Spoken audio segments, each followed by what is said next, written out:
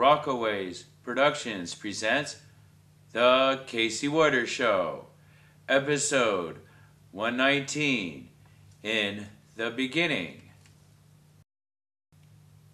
Hello, I'm your host, Casey Waters. Today, I will continue with early autism, conformity, and the Great Independent from episode 118. Then I will begin with In the Beginning. So now, let's continue with early autism, conformity, and the Great Independent. Well, then I had to think about conformity. This is a very important period for me. So, during this time period, around second and third grade, especially let's say late in second grade, in the beginning of third grade, on my recess time, whenever I had time to think, well, if I wasn't after caterpillars or bees, I would hang out and think about philosophy and society and conformity. And I would think about it. I would watch my classmates, how they get caught up in silly trends, in silly activities, how they're all doing the same thing. And it's like constantly chasing a carrot as they follow trend to trend, fashion to fashion. I could see all this at a very young age, and I could see how it would lead to disillusionment, as you never could catch up to the trend, and often you would fall short, somehow not being good enough, somehow being too critical of yourself. Somehow you would feel you wouldn't even have an identity, for you would feel so lost in moving from trend to trend. And when you move, or change schools, or change friends, it might be upsetting to you, as you would have to almost reprogram yourself to a new set of standards, a new set of thinking, new morals too. Gee, this would be upsetting and cause disillusionment. And yes, I thought about this all at the remarkable age of only 8 or 9, and thought about it extensively. So now, at the age of 47, I still remember this.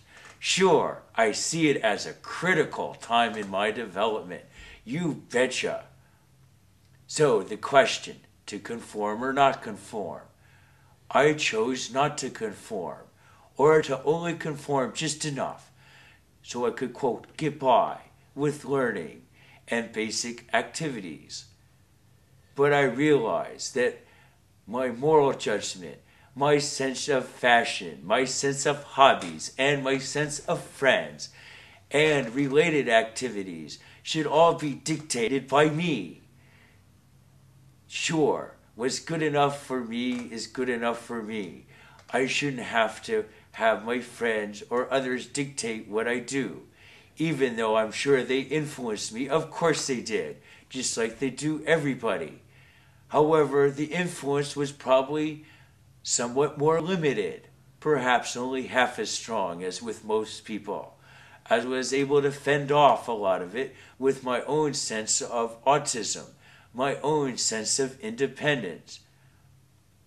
Of course, independent thinking can get you into trouble. Obviously, you have to be careful what your standards are and what you want to do.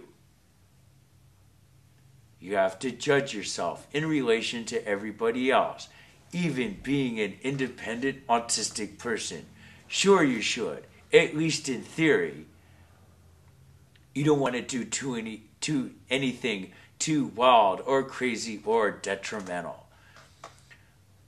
But anyway, so assuming that you could go on with your activity, assuming it's relatively benign, perhaps a lot of times it would be useful. Perhaps you, as an autistic person, can invent something great, come up with some great new philosophy or other activities. If you are interested in collaborating with me or presenting your material on my show, please email me at caseywaters2@caseywaters.com. You can mail in a tape if you like. Sure, why not? So there's other things going on too. For this idea of nonconformity leads to the notion of the Great Independent, as covered in the distant past on the Casey Waters Show, circa 1994 or early 1995. Gee, that was a long time ago, I know. So I could cover it again. Sure.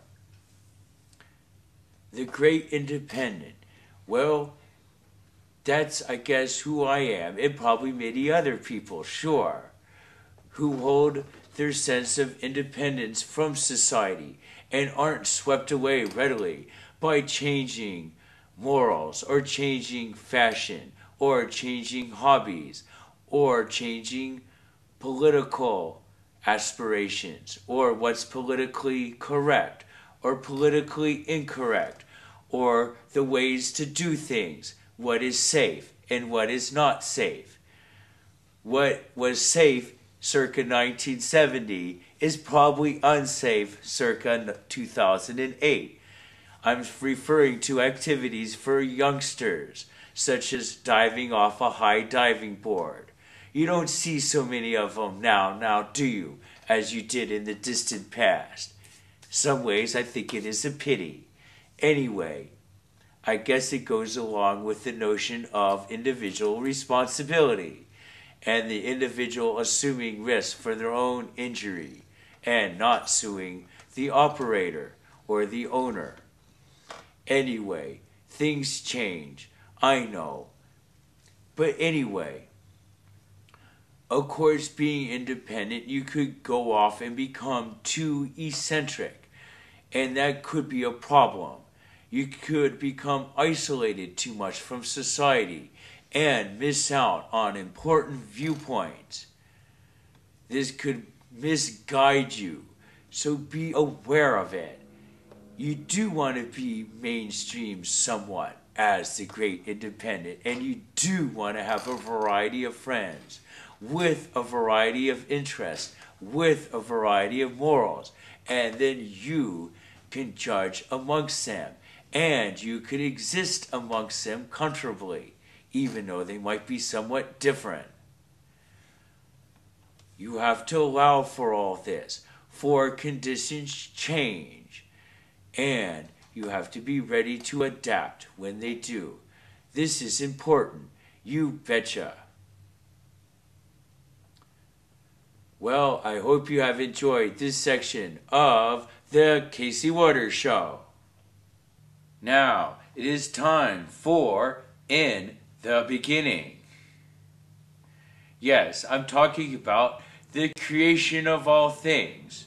Well, at least the creation of life on Earth. Let's focus on that, I guess.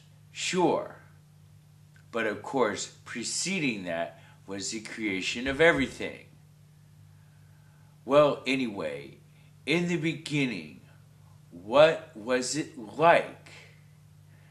Well, using my autism and my sense of intuition, perhaps somehow I could dive back into the past and guess what it must have been like, or what it might have been like.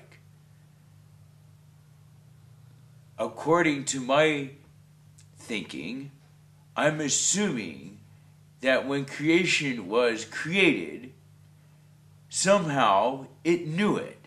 Somehow creation itself, all the trees, the rocks, the birds, the plants, the fish, everything that made up our world, somehow knew it was created, if in fact that's what had happened. Of course, evolutionists will contend that it all evolved over a slow period of time. Well, that's what I believe too, and that's what science points to. But perhaps both are right. Perhaps the planet itself slowly, geologically evolved over time, over 5 billion years or 4.5 billion years or whatever. But as the Earth evolved, at some point life came to Earth and life formed on Earth. And maybe at some point, when intelligent life began, there might have been a sense of creation then, and a sense of newness then. That's the time period I want to focus on. When the first intelligent life, well, probably not even the first intelligent life in the sense of sentient life, such as ants and insects and fishes. Perhaps I'm referring more specifically to the first humanoid life.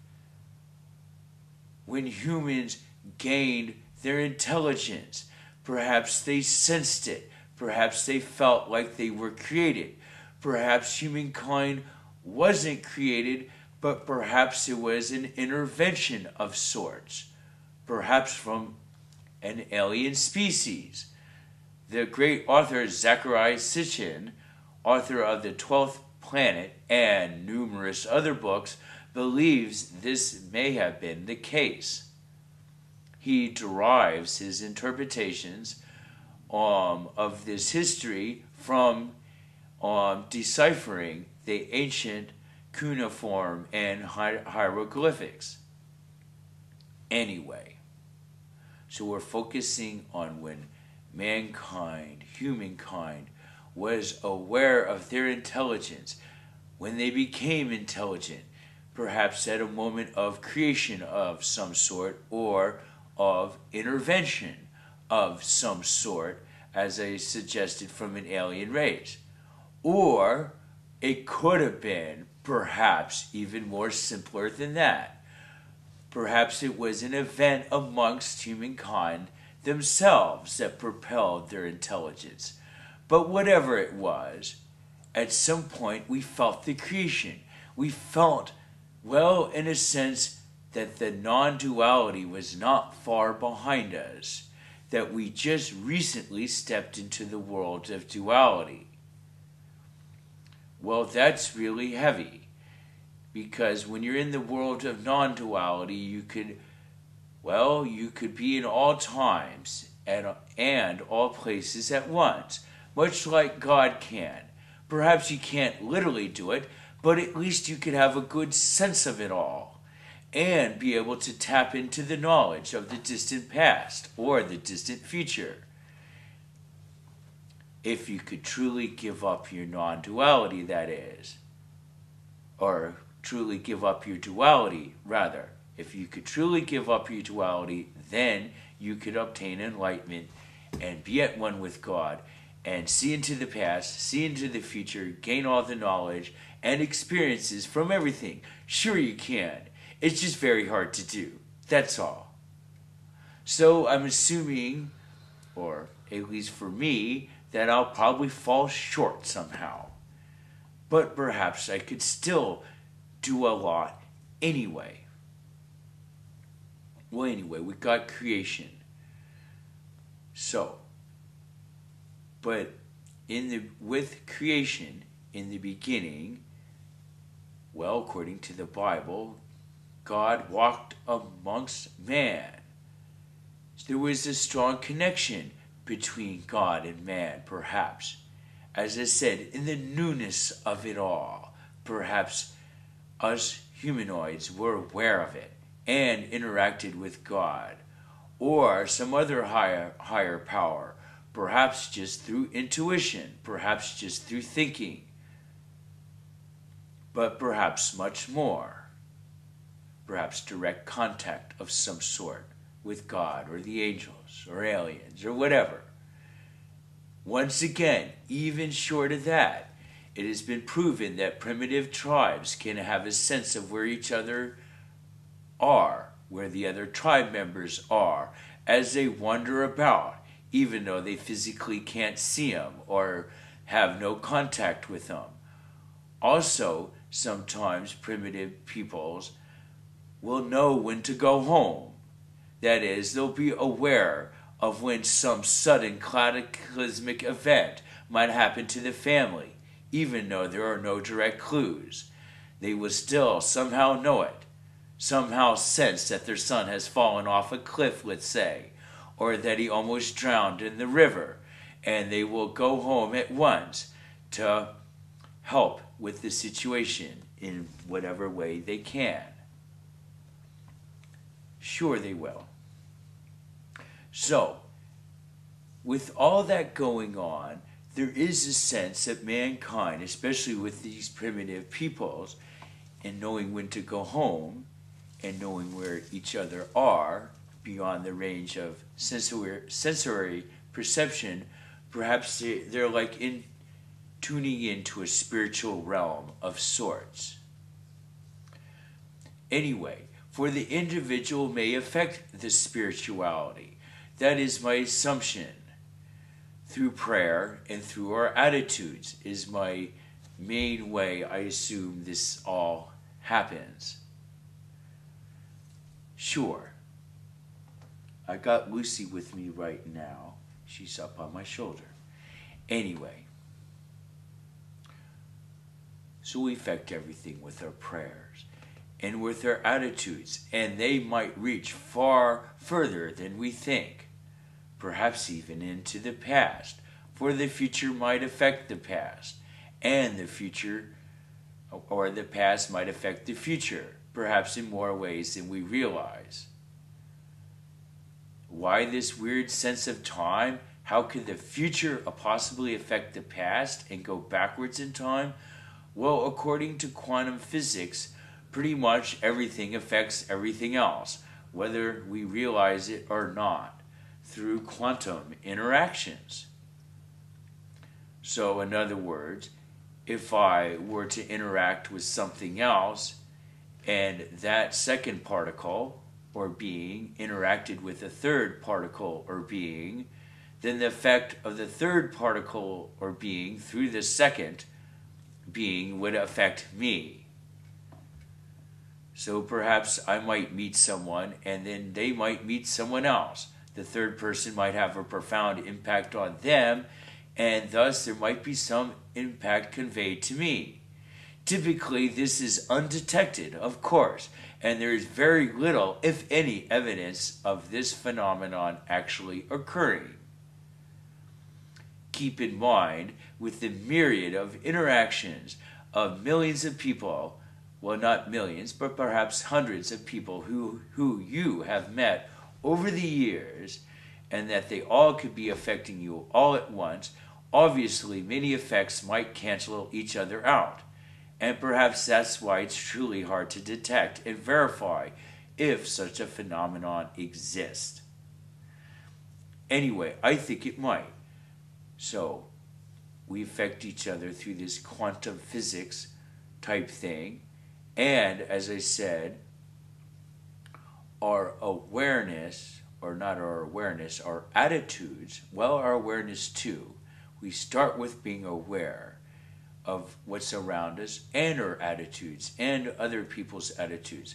Our attitudes, our prayers, our motivations, and our actions might have far-reaching consequences via this quantum physics notion that I just discussed about the future affecting the past and a third particle affecting a second particle, which interacts with both, and thus the third particle can affect the third or person with no direct interaction.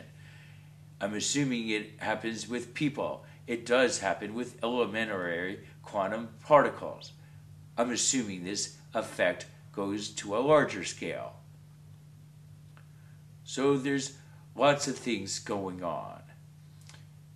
But another element of all this is imaginary territories. But before we jump into the imaginary territories, there's just a little more quantum physics to cover. According to some theories, well, our perception creates all reality, and reality itself is created continuously, thousands of times per second. So instead of one creation, there's many creations, and we are in fact involved in constant creation. Also, according to quantum physics and according to the Chitmaran Buddhist tradition, there is no reality. All that we see around us is simply a common hallucination we all share in common because of our dualistic thinking. Because we separate I from you, because we see ourselves as separate entities, we all have this common hallucination we call the world around us. Well, anyway, and so that all affects creation too, for perhaps creation is continuous, and perhaps we, with our attitudes, are involved in it all the time, shaping it, unaware that we really are. And part of all this is the imaginary territories, which are our value systems and our motivations and our ideals. That's what will, in theory, live on beyond us after we die, in our soul or spirit. Much of this may survive, and assuming it does, that might be what's really important. Not who we are or what we physically do in our world so much, but as to why we do it. What's our motivation? What's our value system? Where's our compassion? Where's our compassion at? And so on and so on. What drives us? Sure, that's important, and that might, as I say, affect creation in the sense of continuous creation. Anyway, so we have the imaginary territories. Well, that's all cool, but we also have the brain room. And the brain room is where we all began, or we all end up. Well, really both, assuming you believe in reincarnation. After we die, and before we're born, we are just, as I said, soul or spirit. And in that sense, when we are in that state, I assume we could directly negotiate with God in some fashion. And between us and God, or us in the spiritual realm, or us in the imaginary territories, or all of the above, we negotiate, we interact with all of this. The angels, God, spirit, and perhaps imaginary territories too. Whatever. I like to say we negotiate with God directly. Perhaps because that's where the ultimate decision will come from. The ultimate okay as to our new destiny that we chose for us, our new life form, our new life experiment, our new life lesson. Hopefully we'll be able to correct the errors of past lifetimes with future lifetimes. Just as with creation we correct the past mistakes of past creation with future creation. And this happens continuously. According to Erwin Laszlo and Science in the Akashic Field, the universe itself is created many, many zillions of times, each time improving upon itself by relying on information garnered from past experience of the universe. And we all imprint on this with our thoughts, desire, memories, and attitudes, and so forth. So there's the creation in the sense of universes being created a zillion times, and then there's creation in the ordinary sense of you creating your day, and you creating your workflow, or your study flow, or whatever you're up to, and making a new go of things on each new day. And as each day is new, and as every activity is different from preceding times, in a sense we are continually creating anyway. and this common, ordinary sense. In the sense we create new experience. Constantly, of course. Anyway, so as I said, in the brain room we negotiate our future existence with God. So that is all very interesting. Well, there's another concept which is kind of bizarre too, and that is a concept of internalization. Everything comes back to us. Well, we don't think of it that way, but that's what internalization is. We would like to think of externalization, typically. That is, everything goes out from us.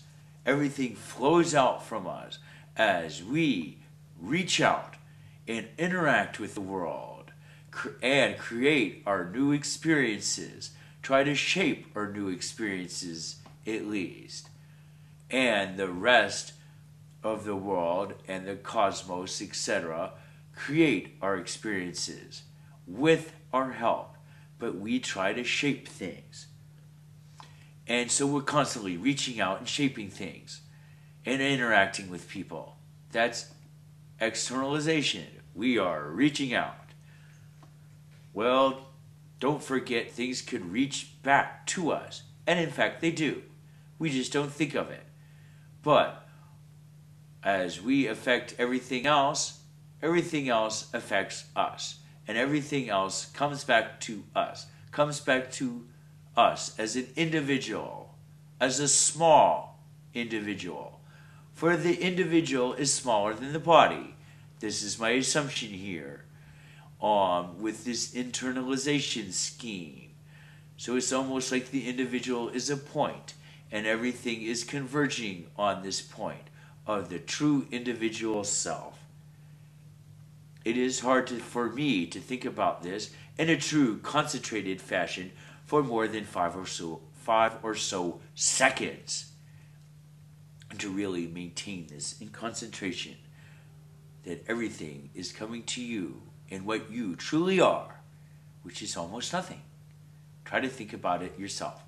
Anyway, sometimes it's a little bothersome, so I guess that's why I can't do it more than 5 seconds. Anyway, so we reach out in our constant creation as we interact with God. For my assumption is that with this imaginary territories, we are on a mission, and we are on a mission with God. So with this mission we are on with God, if this is truly the case, then God is on our side. We are on God's side, and we are all working together. Great. My assumption is chances are you'll fare well if this is the case.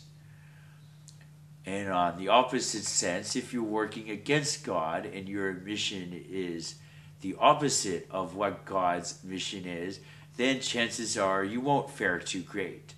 And so on and so on. Sure. And what's God's mission? Well, to spread compassion, acceptance of all things, good and bad, and to spread love.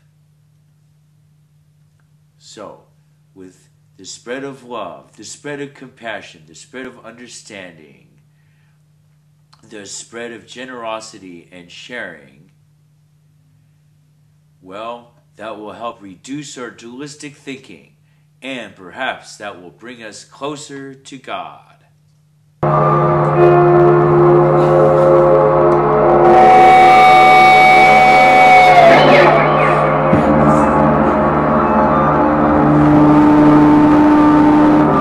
Casey Waters Show. Producer, Casey Waters. Graphic editing, Judson Laird. Please note our new email address, CaseyWaters2@CaseyWaters.com.